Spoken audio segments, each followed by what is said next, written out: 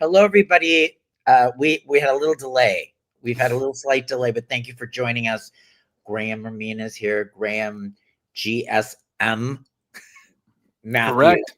aka, is with us. I can't think of a better guest to have on today's show, truly, because we got to check our links in 1 second, but I want to just, I have to give you props, and we will talk about this. This article on John thank you. Cena was such a great, fantastic article where you went over his runs of his career. And of course, we are talking John Cena today. There you go. There it is. And the hat. We are like 36 hours away. And from John Cena's last match, it has been such an incredible year.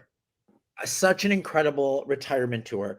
So many ups and downs, but overall, pretty amazing. And I was saying, Graham, this article was just so phenomenal that you wrote at Bleacher Report, just kind of going over the runs. Yeah, thanks. In his 23-year career. So what was that like putting that together? I mean, I know we're all like super fans, us, but yeah. You do a deep dive into it, or how much were you very aware of? And how did you decide that this one, Super Cena's Born, I think it's the longest title defense, right? Yeah, it's the longest one, 380 days, little over 1 year. I feel like that was the reign that really defined him as a champion, defined the reign that defined him as a main eventer, and the reign that people remember the most. I mean, it is worth noting that of the 17 reigns that he's had, honestly, the lower level ones were harder to rank because a lot of which were like 14 days, 20 days, 21 days, a little less than a month, a lot of which were incredibly forgettable, a lot of which had no title defenses at all until he lost them. So those were actually harder to rank, other than like the first top 5 were easier to rank for me because I remember them. I did some more research as far as what title defenses I kind of forgot about and included those. But that one specifically, I always thought was number one just because it was the longest, that had the most amount of title defenses. And he honestly didn't even really lose it either. He actually only had to vacate it due to injury. He was probably going to lose it soon after anyway, if he didn't get hurt and then return to the Rumble soon after. But it was a lot of fun to put up as we kind of reminisce on Cena as we wind down his in-ring career tomorrow at Saturday Night's Main Event.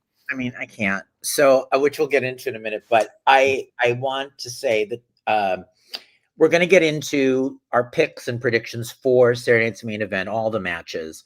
But I do have to start off by saying and I'm telling you this as somebody who was in the territory area, grew up in AWA, saw Vern Gagne, who is the guy, I've seen goodbyes. Yeah. Bruno Sammartino, all these goodbyes. But because we're in this era of social media that was never for any of us that were older, and just the breadth of what John Cena's done, there's never been anything like this. And I honestly do not believe there will be anything quite like this again. I just don't, because not only do you have the guy who's wrestled for 23 years that's beloved by everybody, but you've got all the Make-A-Wish, just all of it. Yeah. You see that too? How do you feel about, I don't think it'll be duplicated in terms of just the emotional impact of the goodbye. Yeah, the emotional impact, a lot of the stuff beyond the ring, the longevity that he had. I mean, granted, he hasn't been full-time for the company in about a decade, but he's still made infrequent appearances for the company, wrestling at least once a year, dating back to the beginning of his career. He's had at least one televised match a year dating back to 2002, which a lot of people cannot say. And he's been hurt a few times, but he would always come back and whatnot. And we've seen some of those great comebacks over the years as well. But yeah, I think it's hard to kind of replicate the success that Cena had, for better or for worse, honestly, because there is an argument about whether he is indeed the greatest of all time. I don't know if I would agree with that notion myself specifically. And that, yeah, no, and some people may, even though, Stone Cold Steve Austin wasn't on top for nearly as long as Cena. But at the same time, the fact of the matter is Cena was on top during a time that was arguably one of the worst in company history. I mean, they weren't really creating many more stars outside of Cena and the Ortons. It was really just Cena and then everyone else. So, I mean, that's not to take away from what he accomplished, but it's also worth putting in perspective. It's not like Stone Cold where he was on top during a period where they had 7 other guys that could have realistically carried that company in the late 90s. Well, the thing is, I was not a Cena fan. I just want to be really clear about this. Like Same. This was not my guy. I did not care. Like if you before this year, it's like, oh gee. Because he was never my favorite. He was never the guy that I wanted to really see. I just never was. Never had that affinity towards him. That was just never it. And when I worked in WWE, he was not there. So remember, he came in after I left. Yeah. So I never worked with John Cena. I never have met John Cena. He's one of the wrestlers I've actually never met. Wow. So I have, and which is strange because I've met so many of them either working there or just afterwards. I've just never met them. So it was really weird in the entire thing. I was hearing some other interviews. People were saying something similar that we're saying, like he wasn't our guy. However, this past year, now I'm appreciating the things he did or how he did it. So I don't know if it's just all the publicity or what, but now I'm like really invested in this final match for somebody that I never really gave a shit about. Do you know what I mean? No. I mean, I have been a fan now a lot later than most people. I got into it a lot later. I only started watching in 2008. That's how long I've been watching, which is, decent amount, but not nearly as long as some people. And you were working there well before I was even starting watching, obviously.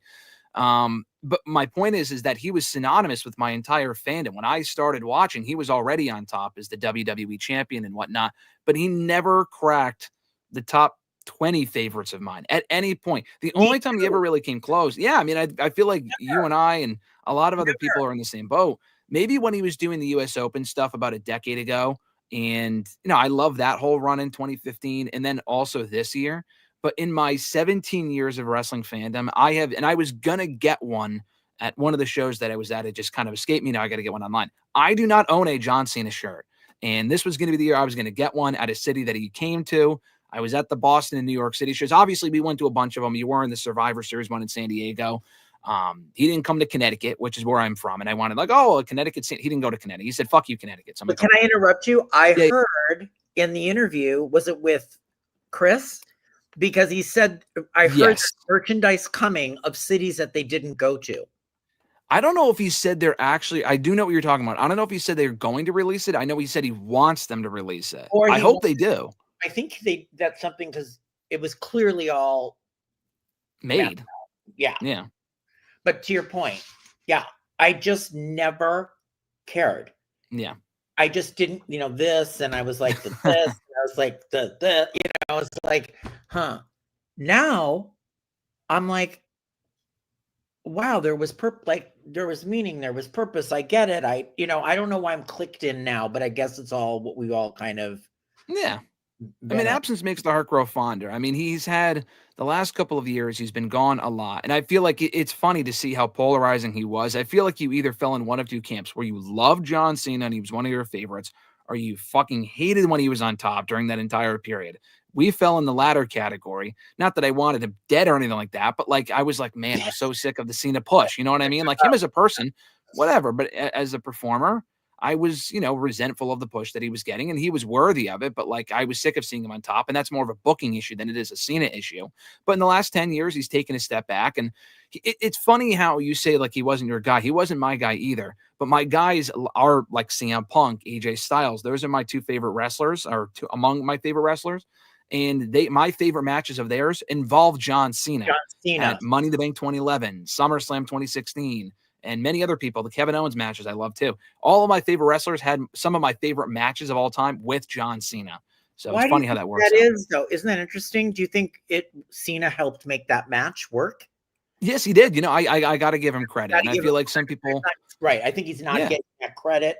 Yeah. Because I'm with you. A huge Punk fan I am. Huge Styles fan I am. I do think I loved the Styles Cena match this year. That was excellent. Yeah, I really enjoyed that. Yeah. That was really great. But I just didn't get it. And now I'm like very, very sad. And I was listening to, was it not Sam? Because I have Sirius XM on my car and I'm listening to Busted Open. Yeah, it was probably him. On all the time. And I've got it on blast. And I heard like they brought in the music as they were going from commercial break back to them. And the first guy is like, oh, I can't listen to this. And then Sam's like, you know, the guy's getting all choked up. He's like, I'm just gonna cry. And then Sam goes, you know, I'm gonna be inside the arena in Washington. I'm gonna be there. I'm just not gonna let people see I cry, and then I'm gonna go home and cry. So like I don't think we're gonna get away from bawling our eyes out. It's just set up unless I think they screw it up. yeah, no, which is very possible with knowing who's booking it and the company itself and whatnot. But I mean, I just think Goldberg. I mean, look, even the Goldberg, Yes. send off didn't make me cry or anything, but I thought it was well done. The one thing that WWE does do well usually is retirements. I mean, he eventually tarnished that retirement, but Ric Flair had one of the best retirements I've ever seen in WWE back in '08. When he retired at Mania against Shawn in that great match, and the next night on Raw, all the legends came out. You had Taker come out of character, Vince and everyone else, and it was an amazing moment. Like, that makes me choked up even watching it now, and I wasn't even really I was barely watching at that point. So, Shawn's retirement at 26 back in 2010, they do retirements very, very well, and I assume that they'll do the same this weekend as well. Oh hopefully. My God! So you saw, I mean, this video really killed me. Yeah, it was a great video. Yeah, they did a very good job with that. Yeah, excellent, honoring, paying tribute. Yeah. To him, and I love that they had the heels break character. Yeah. Like, it was great. I thought this was extremely moving, and I was like, "Are you kidding me?" Every time I watch it, I get choked up because you got Brock in there too. Brock was in there. I'm just showing you a few of the images from it. I thought it was fantastic, and they had that moment which was so great where the heels were like, not gonna do it, and they finally give in, and they give him the respect, or you can tell that they're really heartfelt goodbye. Yeah. I mean, I have not seen that for anybody like that. And I think there was Triple H, and who was he with? And they did this in Gorilla. And then, whoever Ed Koski, he was on Unreal. I know what you're talking about. Yeah. Yeah. So they did cool. This. Everybody did a thing, and I thought, oh, this is really real. Like, Yeah. I thought it was very touching. There was this also broke me. So they've got him, John, and they're showing the boy. There was the boy and the cancer mother. There's so many. They're really pulling at our heartstrings. Oh yeah, they're going to do that on Saturday too, which makes, and we'll get to the show, but I mean, it's going to make it that much more difficult if they just pour all of this into the opening match, and then the rest of it, which looks like an amazing card. I don't know why you would open with that match and then just like, all right, here's Bayley and Sol Ruka. Like, that doesn't make sense. That's what I want to talk to you about. This is why we have you here. I am very concerned. I mean, there's two trains of thought. If it's the opening match, then we're guaranteed it won't get cut off. He'll have time to, the match ends, whatever the result is. There's a big goodbye, and you get your first hour of John Cena. That is a bit weird to me, because then you're going through this other thing, and then what do you go out on? Unless there's some surprise, that cliffhanger that ties into something. Yeah. Or they go back to Cena again at the end. Where do you want the match to place? It's got to be the main event. And listen, I know it was a him call, and he hasn't made a lot of calls this year, let alone in his entire career, but he's got to go on last. And it's not even like, oh, he deserves it. I'm not even talking about like, oh, Cena's a legend, he's got to go on last. I mean, if he wants to go on first, that makes sense for him. But I'm saying that it just doesn't make sense for the show. If he cares so much about the NXT talent, and I do believe he does, because his whole idea was for the show to be an NXT exhibition show, you're doing them a great disservice by having yourself go on first and taking away, honestly, overshadowing those people, in my personal opinion. Because if you go from this match, that whether the match is garbage or it's great, whatever, and then you get this big emotional send-off and whatnot, then I know the next match is going to be like the tag team match or Bayley and Sol. The crowd will not give a fuck. They will be emotionally exhausted. That's just not how you write a show. That's not how you book a show. You don't put the series finale on first and then a bunch of extra episodes after it. That just doesn't make sense to me. And to your point about he won't get cut off if he goes on first, I don't even think that's an issue if he goes on last, because they're not airing this on NBC anymore. It's Peacock exclusive. They have as much fucking time as they want. No Goldberg send off here. which is what's great. It's just when I saw Goldberg, for someone that watched all of Goldberg's career, that sucked. He was literally getting and I agree that it's on Peacock. We can keep going. There's no set time, right? They're not setting a time. But hear everybody from Busted Open, everybody making the prediction. They're like, it's going first. He said he's going first. I don't remember him saying he was going on first. He never said that publicly. I'm sure he said that privately, but I don't think I ever saw him say that publicly. Like he may have said that. I don't know. That's the report, but I don't think he said in interviews with Tom Rinaldi or Chris Van Vliet, I would like to start the show. I didn't love the Tom Rinaldi interview because it kind of I didn't like, he would bring these questions up to John, and I'm like, so, what was your, it was like, and then they were like these deep thinking questions that he really had no great answer for. I'm like, why do we want to watch? Like, what are we getting at here? It's not, I wouldn't even really necessarily blame Tom for that. I did see the clips of it. They've been airing clips from it on TV for the last month plus.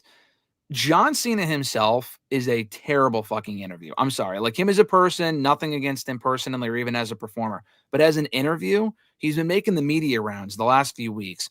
A lot of the interviews are exactly the same, and it has nothing to do with the interviewer. Sometimes it is the interviewer's fault.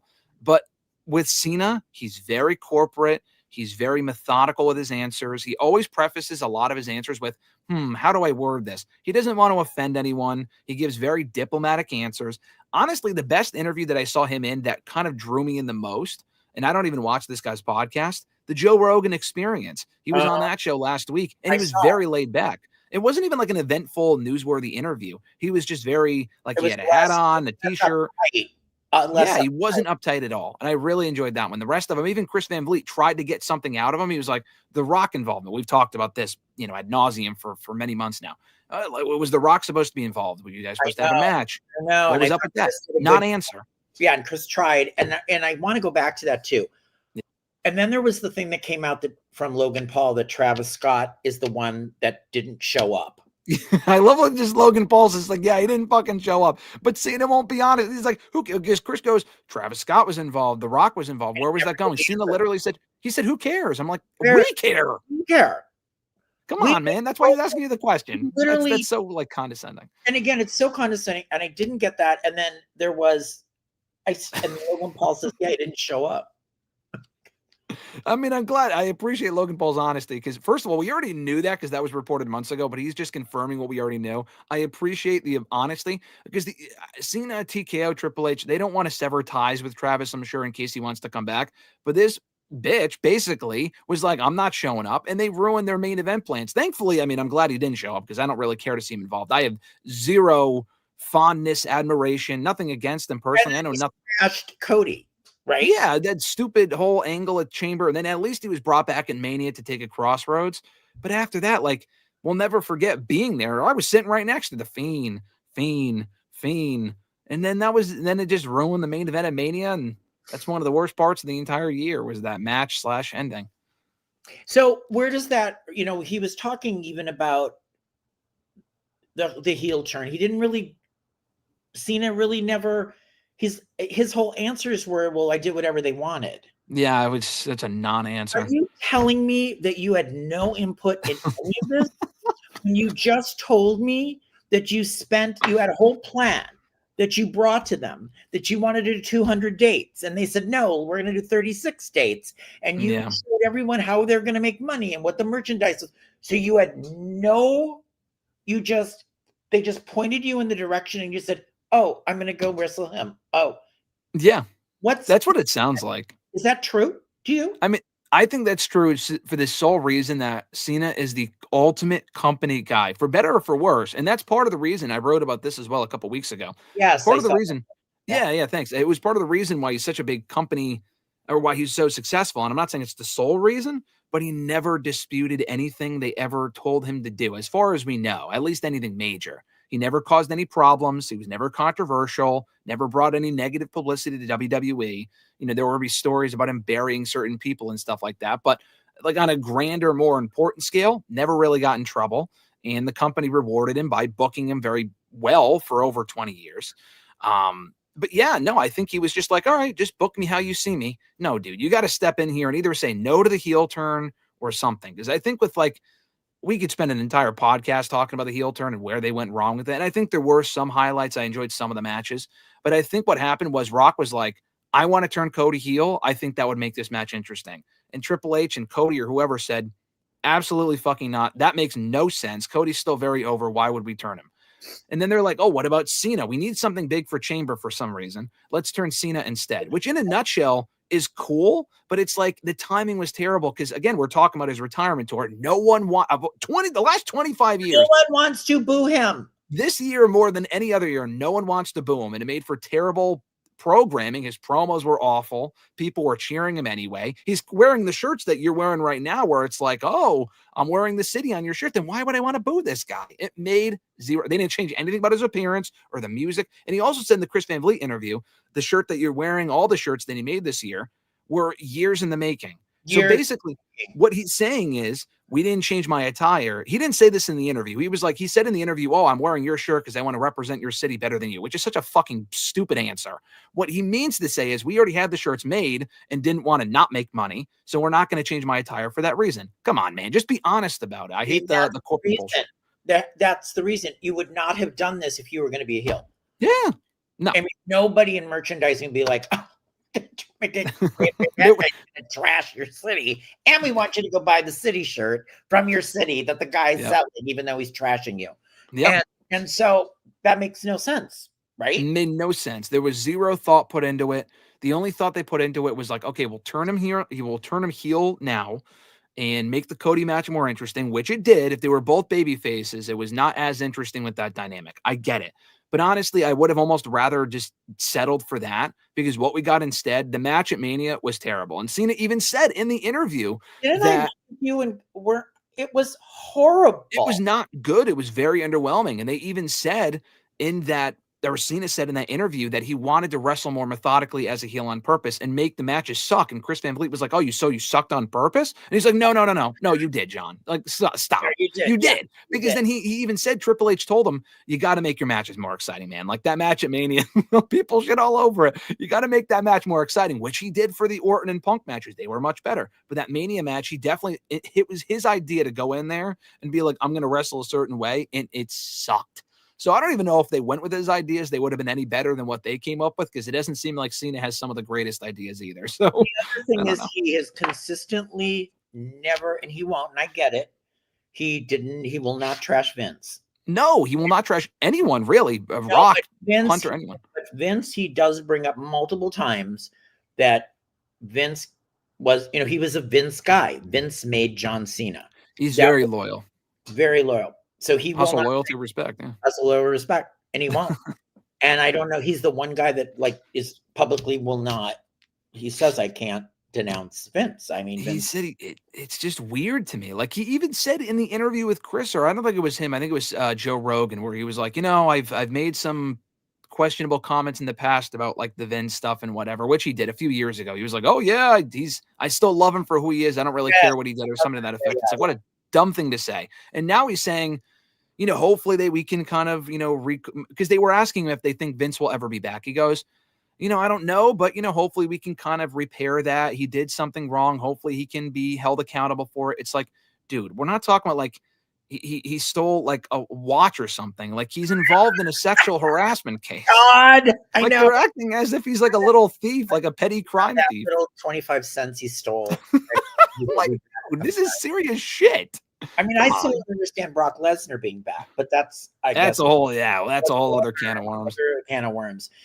But now, with all that said, what do you think is going to happen? What do you think on Saturday? Happen? Yeah, so we've got Gunther, and and the sad part of this to me was we knew it was going to be Gunther and Cena all along. So we did, yeah. So, I had no issue with it. No. I just want to know, like, does he go down with a loss or does he come out with a W? And how do you, what would first of all, what do you predict and what would you like to see? Yeah. Two different things. Good question. It's tough. Honestly, you can't say this is predictable. I thought it was extremely predictable going into it. I mean, obviously, we knew Gunther was winning the tournament. I'm one of the people that does not mind that because it killed television for a few weeks as far as like with the tournament and whatnot. We got a Ziggler appearance out of it, a Ryder appearance. I thought that was cool. I loved Ziggler's appearance, by the way. I thought he was actually really good in his match. Yeah, no, the solo match was better than I thought it would be. That exceeded my expectations. And I was always a big Ryder fan, so I thought him showing up was cool too. And the matches that Gunther had specifically in the tournament were amazing. Like the Javon Evans match, even the solo match was like shockingly great, which really surprised me. Remember, and it was really slow and crappy, and their timing was off, and then somehow they got it together by the end. It was just yeah, and the crowd was like, "Wow, this is actually good," and they were reacting as such too. But you can go either way with this, honestly. I really feel like this is 50-50. I mean, you would think, oh, obviously Cena's going to lose. It's his last match. He's always talked about putting over the next generation. He believes in the whole mantra of you do the honors on the way out. But at the same time, it's his last match. They want to end on a high note or a positive note. I think I'd be content with either one. If Gunther wins, I'm predicting a Cena win. If Cena wins, I would not be upset. What I would like to win, I'm thinking just long-term here. Gunther's fine if he loses. He's not buried or anything. He's going to be totally fine. It's fucking Gunther. He's already retired Goldberg, won the world title twice. He'll be fine. I would like to see Gunther win. I think that'd be awesome for him. He can become the new legend killer. I thought you wanted Cena to win. No, so I would be happy if Cena won. Oh, I'd be fine with it. I think Cena win. My prediction is Cena wins. What I would like to see happen, and I would not be upset if Cena wins. I wouldn't like cry out of being upset that if I might cry because John Cena's retiring, but I'm not going to cry if Cena wins if I'm upset. I would like to see Gunther win because I feel like it'd be a big win for him. But if he does win, he's got to submit him because he's talked about that since last week. There's no way that he just pins him. I feel like that'd be lame. Like you can't say, oh, I'm going to submit John Cena and then just pin him 1, 2, 3. That'd just be stupid. You got to go all the way with it and have him tap out. And people saying, oh, that's not in Cena's character. He's never given up. What he turned fucking heel. He said he would never do that, and he did that too. So I mean, why not? Who gives a shit? I'm predicting a Cena win though. I think that's what happens on Saturday. Well, I've got the flip of what you're saying. So I want John Cena to win. Okay. Only because I feel like an ass for investing a year of my time traveling around the country, watching Cena, buying his t-shirts, being so invested in this final thing. Do I really want to see the guy who's drawn me in and that we're all watching and the guy chokes him out and he submits and, he finally submits. And it's like, so in your last match, you finally gave up, the guy who never gives up. Do I really want to see the guy who never gives up give up? And that's his final match. If this was not his final match, I'd be like, yeah, go for it. Make him give up. So I don't know if I really want, right. So but I don't think I'm right. I think Gunther's going to win. I think they're going to have Gunther win because in their weird minds, like, it's a better, like, I just wouldn't be surprised because they're setting Gunther up. He's already now is the new legend killer. He beat Goldberg. He beat Cena. He makes him give up. It elevates Gunther even more. I don't think he needs elevating even more. But no, he doesn't. Want to elevate him even more. The only thing I don't know, and I want to ask you this. So let's say my thing is correct and he loses, Gunther wins. Sure. How do I end this? So now you've got an injured Cena is going to wake up and stumble around and then go, and everyone's going to cry. And then everyone comes out at the end, right? The locker room comes out. Yeah. They try to lift him up and he's a loser. So, I mean, I would do all of that, but then he's got to speak. He's got to cut one last promo. We haven't heard from him since, I think, the Raw at MSG, because he didn't speak at Survivor Series, obviously. He just did the match, and that was it. I would have him speak, but also have the roster out there. I would make it as similar to the Ric Flair retirement as possible, where you bring out some, like, not even all at once, not even just the locker room. Like, I would have. Well, I heard aren't there going to be, there's some special people that are supposed to be peppered in here. Who would you have back? Edge? So Edge doesn't happen. Or Cope, rather. People saying Cope, but oh God, Jericho's not free yet, so I don't think that happens. And so again, we're at the end of the night or the beginning of the show. I want Cena to win. I'm worried Gunther's going to win. You think Cena is going to win, and you want Gunther to win. Yeah, honestly, yeah, I think Cena will win. This is how I'm not sure. That's a great thing. I think it's great to have it be unpredictable. Which is a great place to be. Yeah. I'm happy with either outcome, honestly. I'm fine if Cena wins. At one point, I was like, why would Cena, a 50-year-old guy, beat fucking Gunther, who's been dominant and undefeated for the better part of the past 5 years? But you know what, though? I agree with everything you said. It's Cena's last match. He's also gone in there and had, like, the last 4 months specifically, the first half of the year was just dire of life. I mean, I got to tell you, and I can't play it for you, but San Diego, he was wonderful in the match with Dominic, and didn't he? And wasn't all that going on? Like there was so much. Like I felt like all the Judgment Day got involved, and he was great. I think he's been great the last few months. Like somebody's gotten it together, and his performances are better, and he's involved everybody, or they've involved everybody if he has nothing to do with it. And I thought it's been really great. Yeah, we sat next to each other for that Cody match at SummerSlam, and that match was excellent. We were like, holy shit, he kicked out of like 5 frogs. Really which I was a little too much fun. What happened? And very fun match. San Diego, he was great. I loved the Dom match in San Diego. I thought it was fun. I thought it was a good match. Yeah. All to give you some insight. So we're in the press box. I literally have the best view I've had of any of these. That's good. Because what I want to show you, but I cannot. Best view. I'll tell you why. I was in the press box in the front row. The window was wide open. I was dead center. The problem is they were coming out from the dugout. Oh, okay. And we were behind the dugout. Oh, so you didn't really see the entrances. Okay. Any entrances. Yeah. We all had a great view of the ring. Yeah. And the best part was when the pyrotechnics went off. Sorry, my white felt. The pyrotechnics went off. Yeah. They exploded in our face. So oh my God. It was like so much smoke. It was like you were breathing. Yeah. Because it was on our side. So it's like the pyrotechnics were there. We were behind the dugout. And I just remember choking to death. Other than that, it was fine. But sounds like a fun experience, though. It was it's a beautiful stadium, Petco Park. Yeah. And I've now figured it out.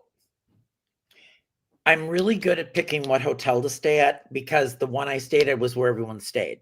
Oh, great. Perfect. So like I saw Chelsea Green running around or different people, and there was fans outside, but I didn't know this.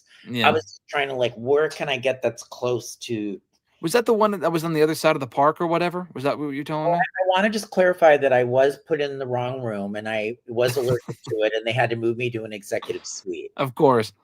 So that, so yes, it's called the Omni Hotel de Ballpark, and it's connected to the ballpark. Oh, okay. Okay, cool. However, if you're a media person, you can't use their very special bridge because it takes you to the bleacher section and you need to go to the opposite side. Oh, so that's what you were telling me on the phone. You have to walk to your media side, but it wasn't that bad. It was just all under construction. Yeah. And as far as media, I think it was some of the usual suspects, but certainly not like as many. Not like Mania or SummerSlam or something. Yeah. And there's no more press things. So conferences, there was no media day, so you're just kind of there for the show, And then I went the next morning to get went to the Superstore, which was smaller, which is at the convention center in San Diego. And I went there, and that was all there was to do, which was fine. And I took the train back and forth, but it was more like just go see the show. And that was what it was. Yeah. It's just, I think the show was a dud overall. I don't like war games. I think it's a stupid concept. And you couldn't, like I said, there was no cage. There was no chamber. They were coming out one by one in a dugout. We could not see. And I just thought the ending of that show was so nothing. Yeah, it was fine. Nothing exciting though. Yeah, I didn't love the whole masked man thing coming in, and then Oh yeah, that was kind of there it. on my okay. All right, let's talk. So this is Monday Night Raw. hmm So now he's come in and attacked Rey Mysterio and someone else, right? There were two I think LA Knight too. Yeah, LA Night, but we don't even know if this is the same guy because it keeps looking like a different person. yeah. So who do you think is the Black Hoodie? I think it's got to be Austin Theory. I know that's the popular opinion. I just don't know who else it would be that would make sense. I know people were saying this week that the person under the hood this week was Montez Ford, and then it came out it definitely wasn't Montez Ford. Like, I mean, like you said, it doesn't necessarily mean who was playing the person is that person under the hood. But honestly, when I heard that it could be Ford, I'm thinking I would be all in favor of that because I'm ready for a Montez Ford singles push, and I have been for many years now. We are well overdue for that. I think that'd be sick, and having him in the vision, I think would be cool. Austin Theory, I could do again a whole podcast on him specifically, but I think he's very talented. I'm a big Theory fan. I just don't think having him go from being an absolute loser on the roster with Grayson Waller, he's been jobbing out for at least 2 years now, to then putting him in a main event faction. I just don't think that's constructive. I just feel like people will not care. They're like, oh, well, Theory, that's Theory. I don't really give a shit about Theory. Then the company will say, oh, look, it didn't work. Theory doesn't, he's not good. No, it's because you made us not care about Theory in the last 2 or 3 years. So therefore, I'm not going to care about him in this role. Now, I could be wrong and people could give a shit and it could work. I don't know. There's no other options to me that really make sense. I mean, people have said, oh, Chris Jericho. It's not fucking Chris Jericho, nor should it be. That would be terrible. Okay.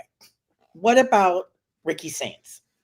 I've heard that. Because now that he did that swerve turn on NXT, what everybody's talking about, so after, which was weird, he helped Obafemi defeat Javon Evans.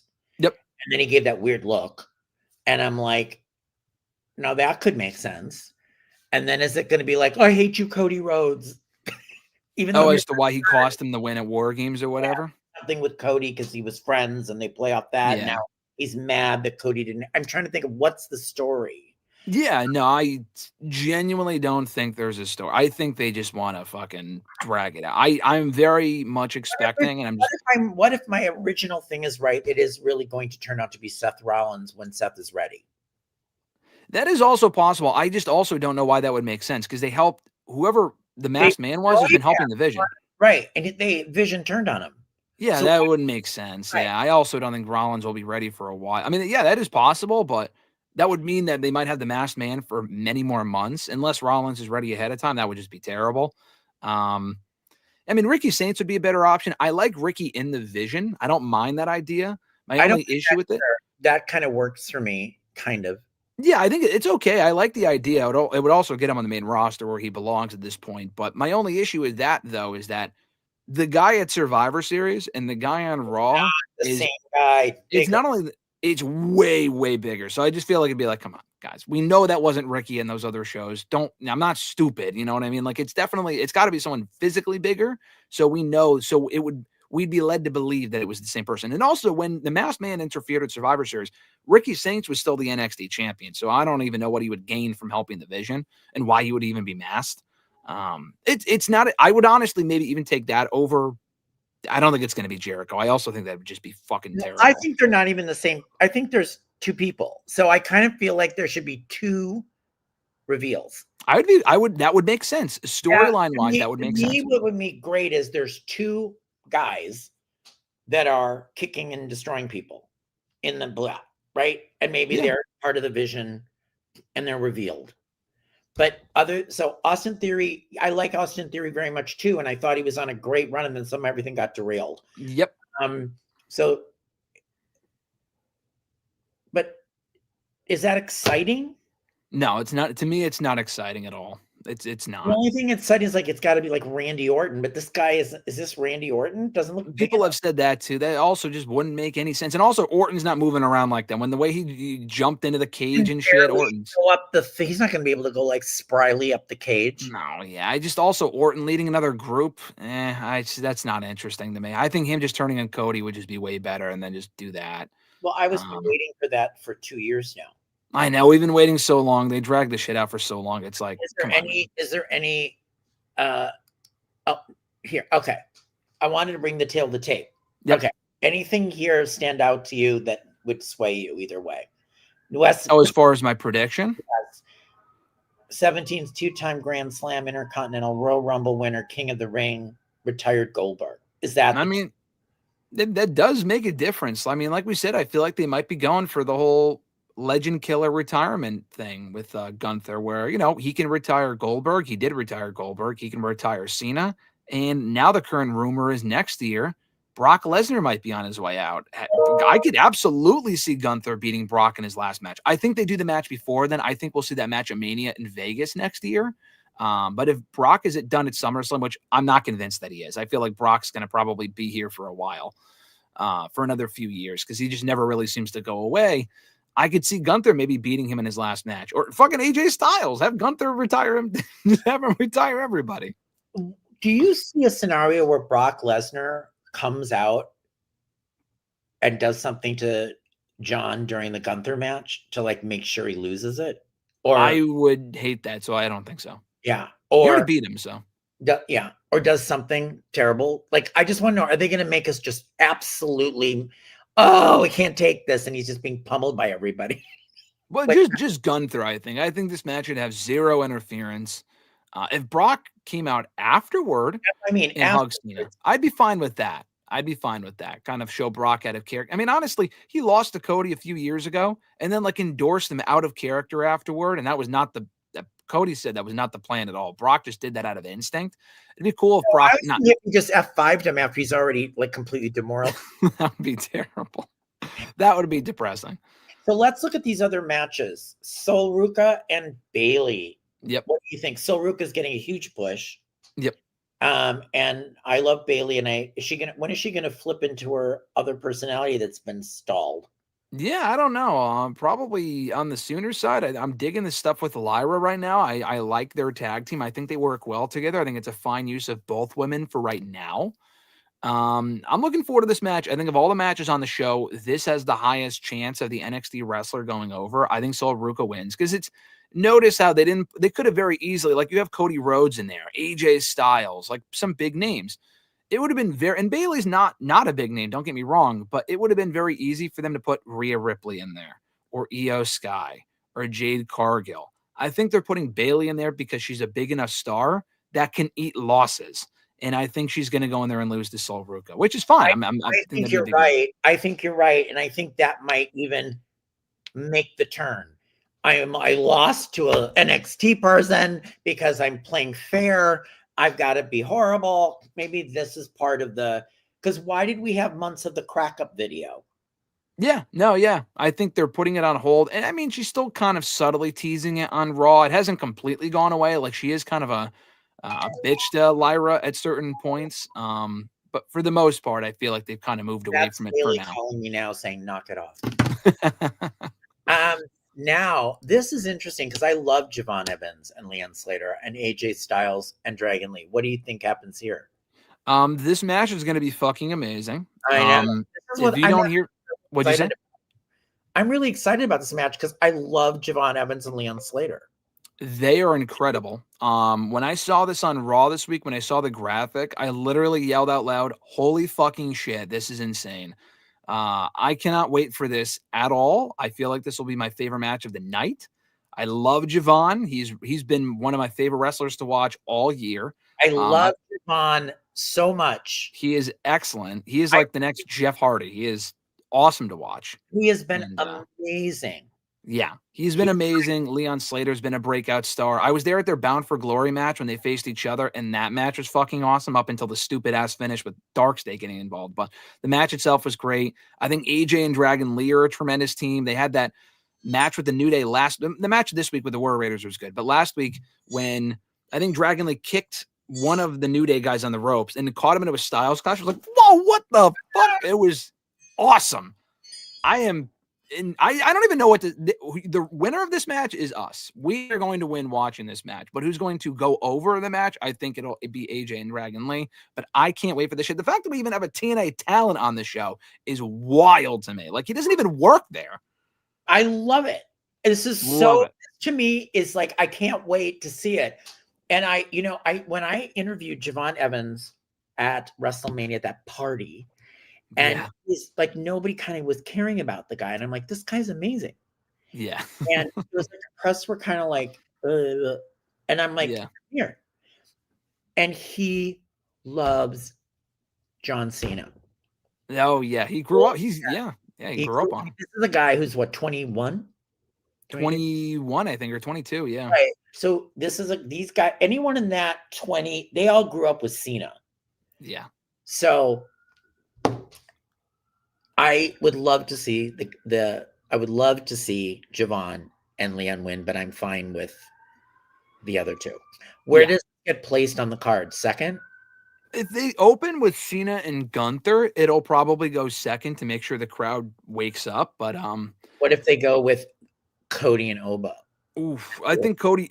The way I would book it is Cody Oba first, then Bailey Soul, and then the tag match, and then the main event. I'm with you. I agree. That's what I would do. But this is going to be great too. This is great too. So, what happened? I just love it. Listen, I love this card on paper. Cena, we talked earlier, you mentioned that Cena was like, had no say or he didn't want any say. And he said he had say in this. Cena, why shouldn't you he should have had said all year. This is a great idea. I look at this card. I had one idea. The one idea was the final one. I'm like, what about the last year? I know. What about the last 364 days, pal? Like, this is a great idea. I love this. I'm so excited for this show. I think this could be one of the best shows all year if they do it properly. I really do. I love this card. I do too. This is going to be a great match. Oba is awesome. Oba is, we talk about Carmelo Hayes is him. I think Carmelo Hayes is great. Oba Femi is him. He is that guy. He will be that guy. And if I'm Triple H, you grow a pair of balls and you have fucking Oba Femi go over. He will not. He's not going to win. Either Cody Rhodes wins clean, or what I'm expecting, and I hate this idea, is Drew will get involved and we'll get a bullshit finish. I think we're getting a bullshit finish. It's so lame. But honestly, have Femi go over. Clean win over Cody. It would be so like, just take that jump, take that risk, take that leap, put Femi over, and then revisit it down the road. You don't have to give him a title shot tomorrow. Revisit it for another time. Let's clarify. The only thing I don't love is there are no titles on the line, correct? No titles on the line, but I'm okay with that. Because Cody did not win the NXT title. That would just be stupid. And Femi, he's not winning the WWE title either. We have something to tell you. We've made you the NXT champ because we're booting you off. And by the way, did you see? I mean, this is just where wrestling is at. Timothy Chalamet was on Cody's show. Yes, I did see that. He's a big wrestling fan, I guess. I didn't know that. We can add Timothy Chalamet, but he loves Batista. Big Batista fan, and he worked with Batista on Dune. Yes, he did. Yeah, both movies. So I was like, what am I watching? Yeah.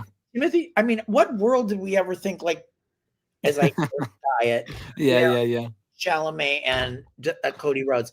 I don't know. I would love to see Oba Femi win this. Me too. Will they do that? No, they will not. Absolutely not. They're not doing that. But we can dream. That's why we're here. That's why we're talking. So we can get excited about the idea of Femi winning, only for him not to win. What does this do for us? Cody wins. And we just go, wow, Oba's really great. That's really it. It's just a showcase for Oba. I would not have him lose a week after he just won back the NXT title. I would take I don't know, man. I think we're getting a DQ finish. I almost would rather Cody just win clean. I don't want any interference bullshit on this show. I really don't. I don't want Femi losing, but it's not like he's undefeated, so Cody can win. I'm okay with that. But I don't know. This is what I'm thinking. I think there is someone who comes out, and it's Ricky Saints, who just did it in the other one, and he's Cody, and Oba wins. I would love to see that, but I'm not convinced. Saying that because, again, they could play up this bullshit like, you were my friend and you didn't do anything for me. And now, I don't know.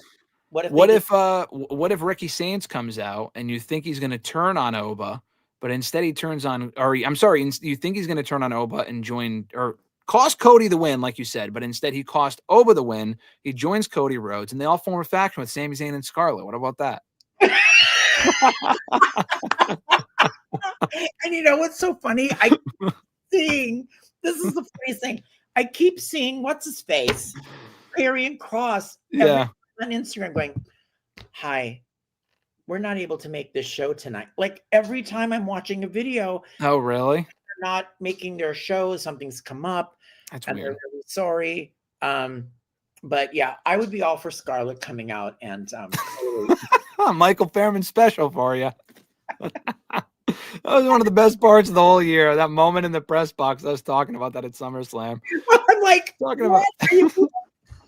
Scott was like, "What are you talking about?" He's like, "Are you okay?" Oh, that was one of the best parts of it. On a limb. Yeah. So Hey, listen. At least you're trying to take a risk, okay? You're taking more risk than this company does well, sometimes. that's the problem. And they're talking about Braun Breaker too. So they've given Braun Breaker, he's got these big promos, he's like this big stuff, and he can't rip off his shirt, and he does this thing. Are they going to just go with it? Because he's going to be the next champ, isn't he? Isn't that what isn't he going to beat CM Punk in January on Netflix? I'm not convinced that he will. I think he should, though. He absolutely should. He absolutely should. Why wait? Like, I've seen this nonsense that, oh, he'll lose, but then he can win the Rumble and win it at WrestleMania. Why wait? I love CM Punk. If CM Punk holds the belt for longer, I'm not going to complain. But, like, we don't always have to do the big title change at WrestleMania. You can do it on another show. I mean, I know that sounds shocking to some people, but no, you could do it on Raw sometimes. It's not that big of a deal. I would have put the belt on Breaker then. I mean, what does that do for Mania? I mean, I would have him walk into Mania as champion.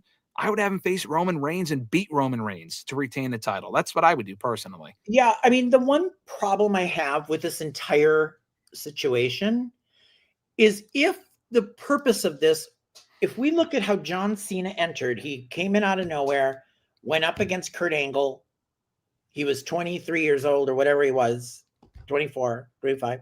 He came in and he got a shot at an open challenge with Angle. I was thinking this was going to mirror this. Why John Cena is not wrestling a very young guy. Gunther's not, how old is Gunther? He's probably mid-30s, 34, I think, maybe. I'm going to really like relive my pay it back. Why am I not having like Javon Evans come to the ring? And, you know, like I understand what you're saying. I just don't get that part. Yeah, I don't think he picked the opponent. I think he was just like, hey, just give me whoever you want. I've seen some people say, oh, it should have been someone older, like a Randy or a Punk. And I get it. I think Gunther's a perfectly fine opponent. He's not old, but he's not like that young either. If it was someone like a Javon, I mean, first of all, Javon beating Cena would be wild. Here's my picture from the Super. Oh, there you go. It's nice. It's a nice billboard. It's a great billboard. I had some pictures of that, and I wanted to show you the video, which I can't, because it won't let me. But I don't know. So, what's your final legacy? Like your takeaway for, you know, as we say. I mean, and here's the other thing. John just signed a 5-year contract with the WWE. I saw that, yeah. Which kind of was like, I don't want to know this. Like, I want to feel like when I'm watching this tomorrow, you are gone. Yeah, well, I mean, to be fair, he signed the contract, but I don't like Taker will pop up every once in a while. I don't think we're going to see Cena for a long time. The only time the only time we see Cena, I think, showing up anytime soon is for a Hall of Fame induction. I could see them announcing that on this show, by the way. We talk about what happens after the match. I could see Triple H coming out and saying, hey, listen, welcome to the WWE Hall of Fame. We'll see you in April. They may not want to do it that early, though. Maybe they want some space in between his last match and his next appearance. And when he does pop up again, he has said this, he is not wearing the jorts anymore, the classic Cena attire. He's going to be in a suit and tie. What the fuck is he going to do on Raw in a suit and tie anytime soon? So he's not coming out as the GM. I think he's just signed with the company as an ambassador for like merchandising and, you know, podcasts. I don't think we see him on TV again, aside from the Hall of Fame, for a long time. So could you see a scenario that everybody had also been talking about, that the match ends, the Rock I know where this is going, yeah. and they're like, we'll see you in WrestleMania. And then that might be. Sorry, go ahead. And then I throw everything at my computer and TV. That might be, and I heard that. I think that came from the Busted Open folks. No, all due respect to them, might be one of the stupidest things I have ever fucking heard. I think that would be absolutely awful. I think that would make no sense. I think there's zero chance of that happening. They already fucked up the Rock retirement thing with Cena back in April. Why would we go back to it now? If the Rock shows up this weekend to be like, hey, Cena, love you, whatever, I could see that. But not to be like, oh, why we're gonna drag this out till Mania? Why? Like I respect like Mark Henry. I don't know if it was his idea. It might have been Bubba Ray or whatever. But like, what's the point of that? Oh, it's WrestleMania. You don't have to retire at WrestleMania. Cena wanted to do one final year. You're going to sell 8,000 or how many tickets for this show? 16,000 tickets for $10,000 a ticket, and then tell those fans, hey, you guys wasted your money because this actually is not his last match. He's retiring in Vegas, and we're going to charge you even more money then. That'd just be stupid. It makes no sense. So no, most definitely not. That is not happening, nor do I want to see that happen. So what is your takeaway on John Cena now as we're gonna say goodbye to him now, which I can't believe we're doing. But I want to know, like, you've written some wonderful articles, you've like done a deep dive into him, you've seen him. How many times have you seen him in person now in your life? Oof. In my life, a lot. I've seen him in person many, many times. I mean, especially in the last 10 years, he's been less frequent, but in all the manias I've been to, SummerSlams, it's got to be dozens of times at this point. This year alone, I mean, we both saw him at the Rumble. We saw him at WrestleMania. I didn't go to the SmackDown before Mania, so I didn't see him on that show, but he was on the Raw after Mania. I was at that show. That's excellent. Right. Yeah. Yeah, he was on that one, so I saw him there. Was he in the Raw and Netflix? Yeah, it was the one I went to in January. Yeah, he was there. Yeah, he got a promo. Yep. I saw that. Yeah. Okay. Yeah. So I think I saw him at Rumble, Mania, SummerSlam. I saw him at Raw in Springfield in September, and then recently in Boston and New York. So I saw him 6 times, which is, I mean, some people only got to see him once. Some people didn't get to see him at all. So we got very lucky this year with all the shows that we went to. Actually, now that you say that, I actually saw him 5 times because I didn't put in, I went to the Netflix premiere on Raw in LA in January. Yep. Then Royal Rumble, then WrestleMania, SummerSlam in San Diego. Wow, yeah. All the big four too. I went to the big four this year, which by the way is the first time I was going to go to the big four a couple times, but then there were all the reasons I didn't go. But I did this year. I did the circuit. I did the entire circuit. Yeah, in one calendar year. One calendar year. That's awesome. And but to your point, so your takeaway on this from the articles you've done, which are phenomenal, and on WrestleRant, which is phenomenal, your show. What is your kind of takeaway? What do you feel as we're going to say goodbye? Yeah, I mean, I guess it's cliche, but like you said earlier, we'll never see another John Cena. Just as far as the impact he's had, the longevity. I mean, Roman Reigns is barely around now, and he's the same age that Cena was when he was kind of still WWE champion. Like, I feel like people are going part-time a lot earlier now. At least Roman Reigns. I mean, I don't know. We have people like Rollins, who's great. We have a lot of amazing talent these days, but no one on the level of John Cena. Like, I feel like, especially people my age, a lot of whom stopped watching, when Cena kind of became PG. A lot of people stopped watching at the peak of his thing, but they know John Cena. I feel like John Cena, and this is my top takeaway, was the last wrestler, like he calls himself the last real champion. I think he was the last wrestler to really transcend into pop culture. Way more world-renowned, known, notable than Roman Reigns, Rollins, anyone in WWE today, male or female.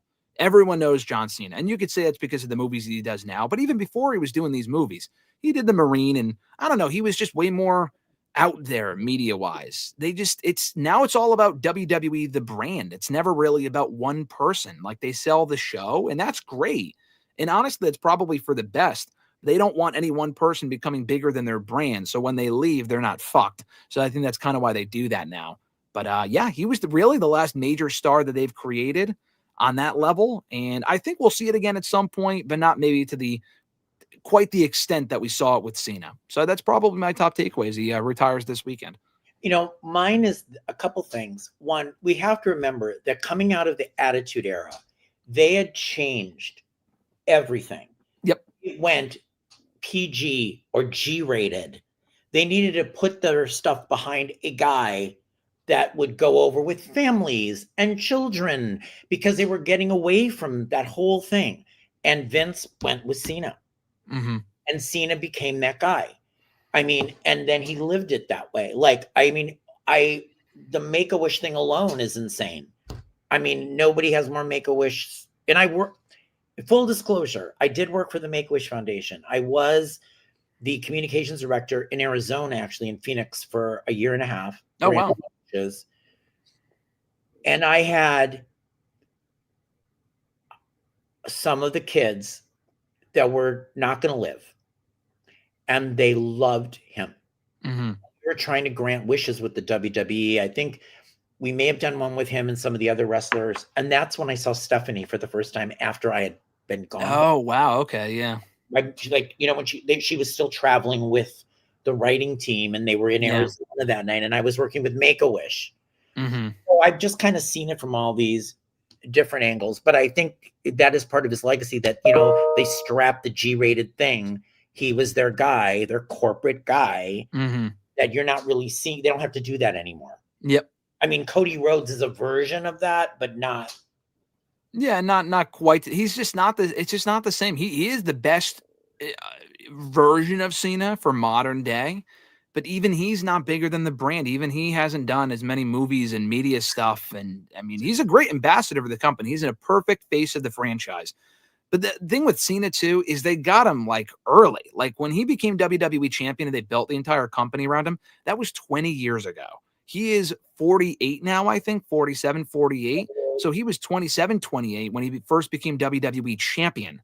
Cody Rhodes, when he first won the world title, was, I think, 40 years old. So, I mean, happy he got that moment. But they really need to start crowning these people and building their new big faces now. People like Breaker, Femi, Javon Evans, and Mark Henry saying, "Oh no, Javon's too young. Got to wait 15 years." Not. That's what he said. No, you want a young person? Like, let's do it.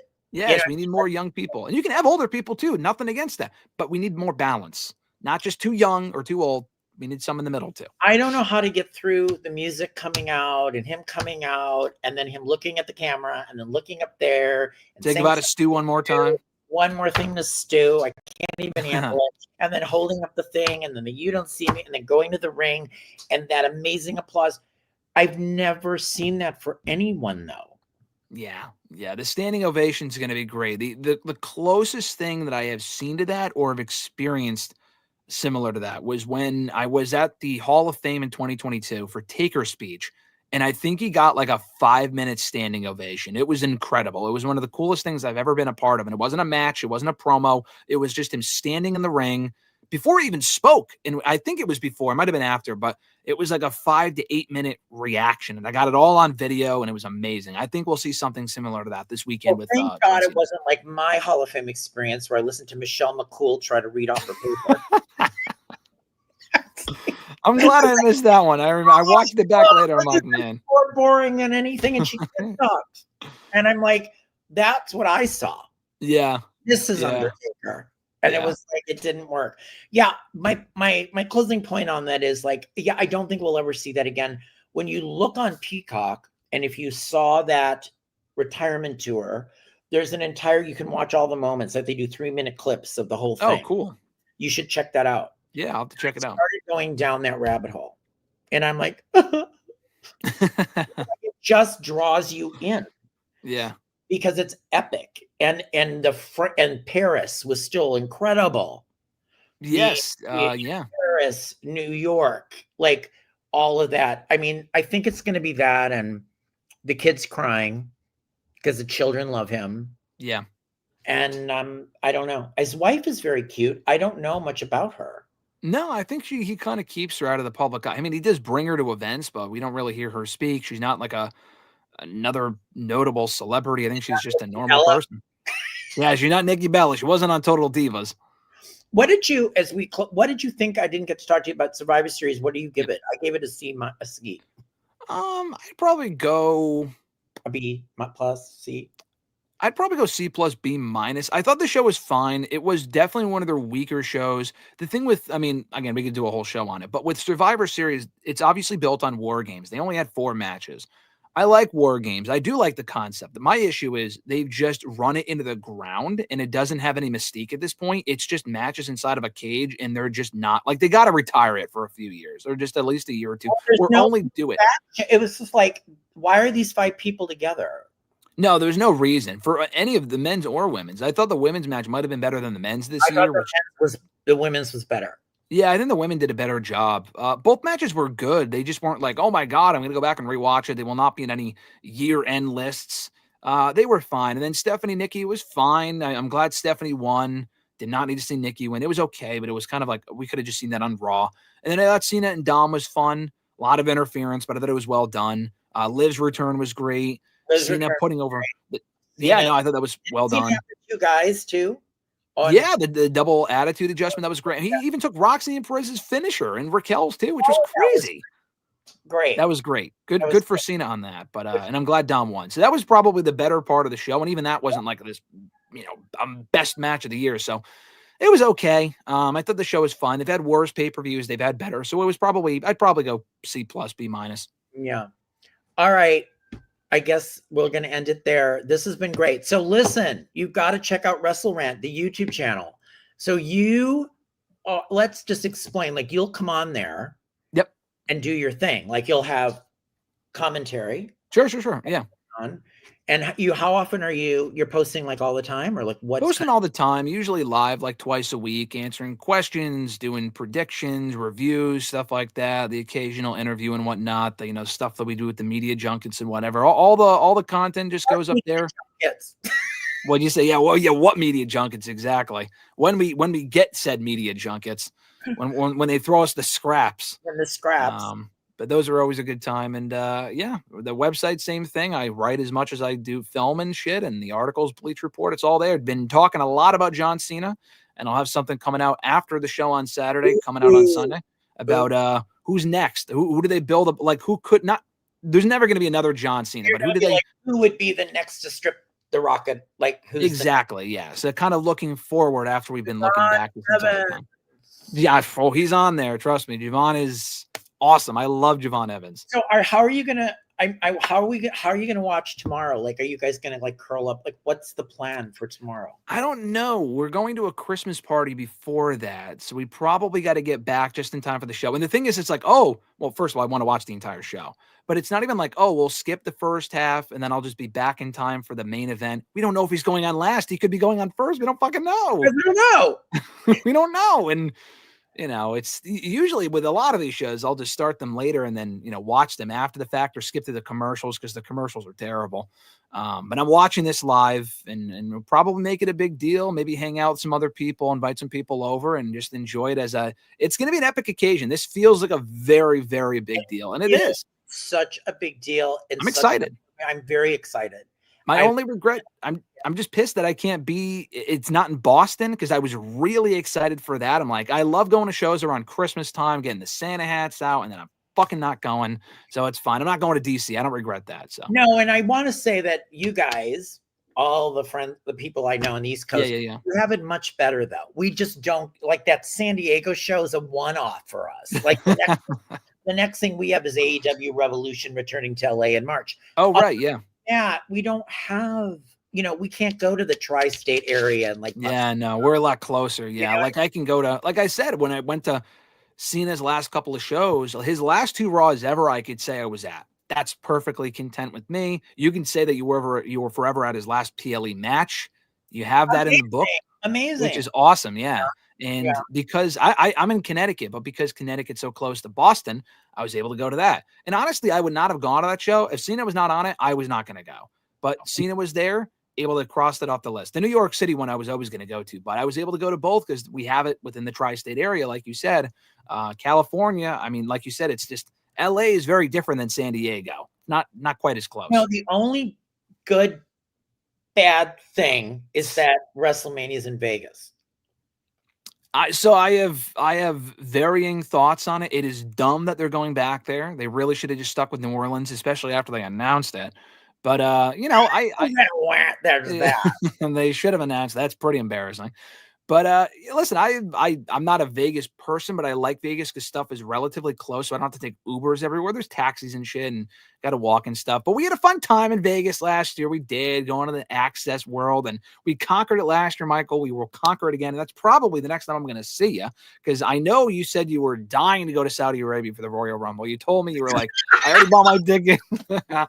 You said I'm so excited, and I said I just can't. Everybody in San Diego like.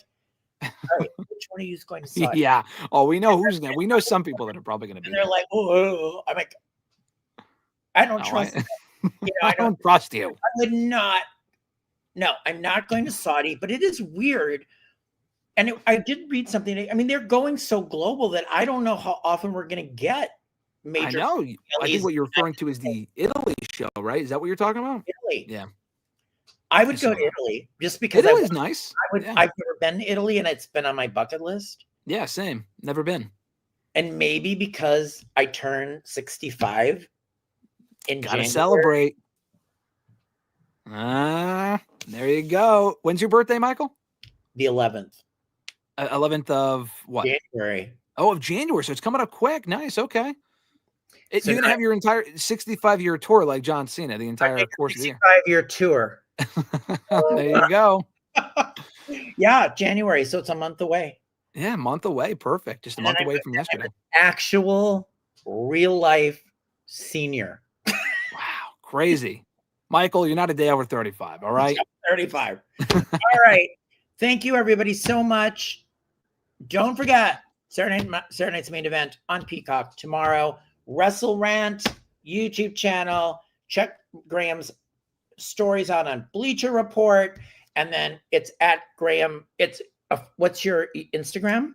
On Instagram, it's at Instagram Mirmina. Very confusing, but just look up WrestleRant. Just look up Michael's stuff, okay? He tags me, and I'm there. All right, just find it there, and then you have it. Okay, everybody, thank you so much for joining us.